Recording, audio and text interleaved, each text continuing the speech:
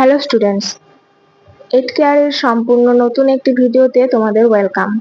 আজকে আমরা পশ্চিমবঙ্গ মধ্যশিক্ষা পর্ষদ অনুমোদিত দশম শ্রেণীর বাংলা বইয়ের জ্ঞানচক্ষু নামক গল্পটি সম্পূর্ণ পাঠ করব। ভিডিওটি সম্পূর্ণ দেখলে আশা করি তোমরা যে কোনো প্রশ্নের উত্তর খুব সহজেই দিতে পারবে। ভিডিওটি শুরু করা যাক। জ্ঞানচক্ষু লিখেছেন আশাপূর্ণা দেবী। কথাটা শুনে তপনের চোখ মার্বেল হয়ে গেল। নতুন মেসোমশাই, মানে যার সঙ্গে এই কদিন আগে তপনের ছোট মাসির বিয়ে হয়ে গেল দেদার ঘটাপটা করে, সেই নাকি বই লেখেন। সেসব বই নাকি ছাপাও হয়। অনেক বই ছাপা হয়েছে মেসোর। তার মানে তপনের নতুন মেসোমশাই একজন লেখক, সত্যিকার লেখক। জলজ্যান্ত একজন লেখককে এত কাছ থেকে কখনো দেখেনি তপন। দেখা যায় তাই জানতো না। লেখকেরা যে তপনের বাবা, ছোট মামা বা মেজ কাকুর মতো লোক, এ বিষয়ে সন্দেহ ছিল তপনের। কিন্তু নতুন মেসোকে দেখে জ্ঞানচক্ষু খুলে গেল তপনের। আশ্চর্য, কোথাও কিছু উল্টোপাল্টা নেই, অন্যরকম নেই, একেবারে নিছক মানুষ। সেই ওদের মতোই দাড়ি কামান, সিগারেট খান, খেতে বসে আরে বাস এত কখনো খাওয়া যায় বলে অর্ধেক তুলে দেন। চানের সময় চান করেন এবং ঘুমানোর সময় ঘুমোন। তাছাড়া ঠিক ছোট মামাদের মতোই খবরের কাগজের সব কথা নিয়ে প্রবলভাবে গল্প করেন, তর্ক করেন, আর শেষ পর্যন্ত এদেশের কিছু হবে না বলে সিনেমা দেখতে চলে যান, কি বেড়াতে বেরোন সেজেগুজে। মামার বাড়িতে এই বিয়ে উপলক্ষেই এসেছে তপন, আর ছুটি আছে বলেই রয়ে গেছে। ওদিকে মেসোরও নাকি গরমের ছুটি চলছে, তাই মেসো শ্বশুর বাড়িতে এসে রয়েছেন কদিন। তাই অহরহই জলজ্যান্ত একজন লেখককে দেখবার সুযোগ হবেই তপনের, আর সেই সুযোগেই দেখতে পাচ্ছে তপন। লেখক মানে কোনো আকাশ থেকে পড়া জীব নয়, তপনদের মতোই মানুষ। তবে তপনেরই বা লেখক হতে বাধা কি?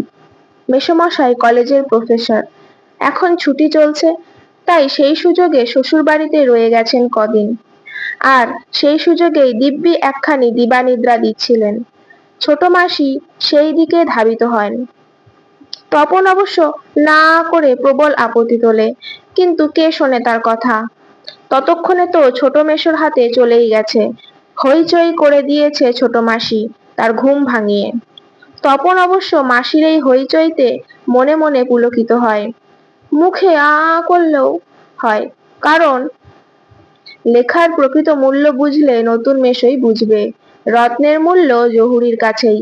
একটু পরেই ছোট মেসো ডেকে পাঠান তপনকে, এবং বোধ করি নতুন বিয়ের শ্বশুর বাড়ির ছেলেকে খুশি করতেই বলে ওঠেন, তপন, তোমার গল্প তো দিব্যি হয়েছে, একটু কারেকশন করে ইয়ে করে দিলে ছাপতে দেওয়া চলে। তপন প্রথমটা ভাবে ঠাট্টা, কিন্তু যখন দেখে মেসোর মুখে করুণার ছাপ, তখন আহ্লাদে কাঁদো কাঁদো হয়ে যায়। তাহলে বাপু তুমি ওর গল্পটা ছাপিয়ে দিও, মাসি বলেন। মেসোর উপযুক্ত কাজ হবে সেটা। মেসো তেমনি করুণার মূর্তিতে বলেন, তা দেওয়া যায়। আমি বললে সন্ধ্যা তারার সম্পাদক না করতে পারবে না। ঠিক আছে তপন, তোমার গল্প আমি ছাপিয়ে দেব। বিকেলে চায়ের টেবিলে ওঠে কথাটা, আর সবাই তপনের গল্প শুনে হাসে, কিন্তু মেসো বলেন, না না, আমি বলছি তপনের হাত আছে, চোখও আছে, নচেৎ এই বয়সে ছেলেমেয়েরা গল্প লিখতে গেলেই তো হয় রাজারানীর গল্প লেখে, না হয়তো খুন, জখম, অ্যাক্সিডেন্ট, অথবা না খেতে পেয়ে মরে যাওয়া, এইসব মাল মশলা নিয়ে বসে। তপন যে সেদিকে যায়নি, শুধু ওর ভর্তি হওয়ার দিনের অভিজ্ঞতা আর অনুভূতির বিষয় নিয়ে লিখেছে, এটা খুব ভালো, ওর হবে। তপন বিহল দৃষ্টিতে তাকায়।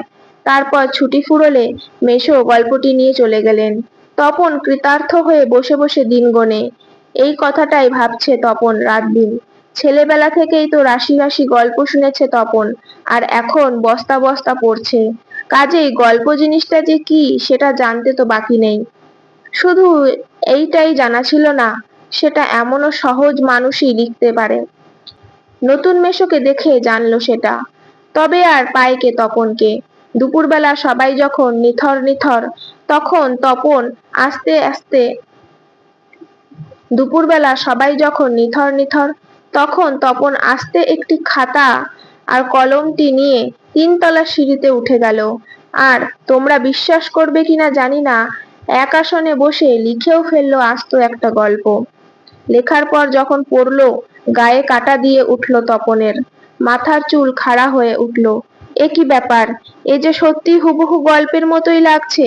তার মানে সত্যিই একটা গল্প লিখে ফেলেছে তপন। তার মানে তপনকে এখন লেখক বলা চলে। হঠাৎ ভয়ানক একটা উত্তেজনা অনুভব করে তপন, আর দুধ দাঁড়িয়ে নিচে নেমে এসে ছোট মাসিকেই বলে বসে, ছোট মাসি, একটা গল্প লিখেছি। ছোট মাসি ওর চিরকালের বন্ধু, বয়সে বছর 8-এর বড় হলেও সমবয়সী। কাজেই মামার বাড়ি এলে সবকিছুই ছোট মাসির কাছে।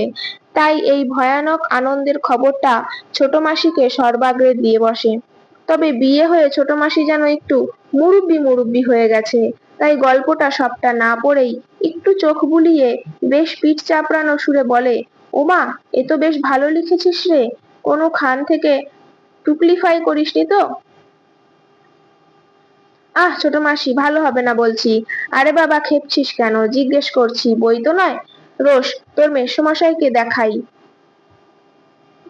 কিন্তু গেলেন তো গেলেনই যে, কোথায় গল্পের সেই আটসাট ছাপার অক্ষরে গাথা চেহারাটি? কোথায় গল্পের সেই আঁটোসাঁটো ছাপার অক্ষরে গাথা চেহারাটি, যার জন্য হাঁ করে আছে তপন? মামার বাড়ি থেকে বাড়িতেও চলে এসেছে। এদিকে বাড়িতে তপনের নাম হয়ে গেছে কবি, সাহিত্যিক, কথাশিল্পী, আর উঠতে বসতে ঠাট্টা করছে, তোর হবে। হ্যাঁ বাবা, তোর হবে। তবু এসব ঠাট্টা তামাশার মধ্যেই তপন আরো 2-3টে গল্প লিখে ফেলেছে। ছুটি ফুরিয়ে এসেছে, হোম টাস্ক হয়ে ওঠেনি, তবু লিখছে, লুকিয়ে লিখছে, যেন নেশায় পেয়েছে। তারপর ছুটি ফুরলো, রীতিমতো পড়া শুরু হয়েছে। প্রথম গল্পটি সম্পর্কে একেবারে আশা ছাড়া হয়ে গেছে।